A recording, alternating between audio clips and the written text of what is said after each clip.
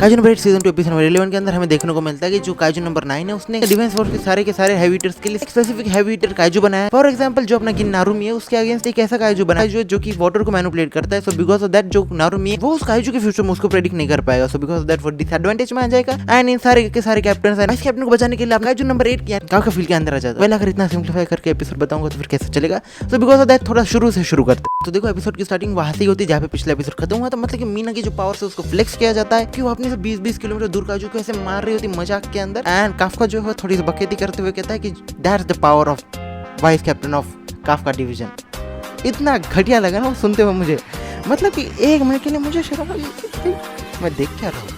वैसे ये सारी चीजें तो होती रहती है, लेकिन जितने भी स्मार्ट कैरेक्टर्स हैं उन सबके दिमाग में आ रहा होता है कि साला इतनी आसानी से हम जीत कैसे सकते हैं। जैसे इन सबके दिमाग में वैसी बात आती है वैसे ही उन सबके आगे सामने दाई काइजू आ जाते हैं। एंड इस वजह से कहा जाता है कि थिंक पॉजिटिव। जैसे इन सबके सामने दाई काइजू आ जाते हैं वो सारे के सारे दाई काइजू इन सबको पेलने लगते हैं। लेकिन अपने पेलते हुए बस शिनोमिया देखने को मिलता है। उसके अलावा जो नारुमी वो मार खाते हुए देखने को मिलता है एंड अपना जो होशिना वो मार खाते हुए देखने को मिलता है। यानी कि बस ये जो 3 कैरेक्टर्स है उनको ही मार खाते हुए दिखाया गया है। बाकी अपनी जो मीना है वो तो अपनी सेफ डिस्टेंस पे तो बैठी हुई है, वो धाड़ कर सकती है दूर से।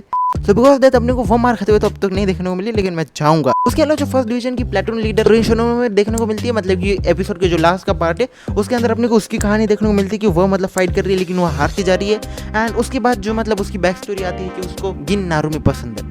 एनीवे इसके अगेंस्ट जो दाई काइजू होता है वो अच्छे से इसको पेलता है एंड इसको लगभग मार ही देने वाला होता है। मैं एक्चुअली चाहता था कि ये कैरेक्टर मर रहा है उसके बाद काफका है, लेकिन भाई ऑथर को होपफुल दिखाना है कि जो काफका है वो थोड़ा ग्रो किया है, उसका भी थोड़ा वजन दिखे। तो बिकॉज ऑफ दैट जब वो दाई काइजू इसको मारने ही जाने वाला मतलब फाइनल ब्लो देने वाला होता है तभी काफका आता है, वो इसको सेव करता है, इसको बाजू रखता है एंड उसके बाद वो फाइट में आ जाता है। एंड जैसे ही वो फाइट में आ जाता है जो अपना काइजू नंबर 9 है वो हवा में लेविटेट कर रहा होता है। तो उसको भी पता चल जाता है ओह काइजू नंबर 8 आ चुका है। काइजू नंबर 9 को देखने के बाद मेरे दिमाग में यही था कि ये फ्लाई कैसे कर सकता है। एपिसोड नंबर 9 या फिर 10 के अंदर जहाँ पे कि उसने शिनोमिया के बाप को खा लिया था तब उस टाइम पे तो उसको पंख लगे थे। मतलब कि साला पंछी बनो उड़ता फिर तो करना पड़ा था उसको।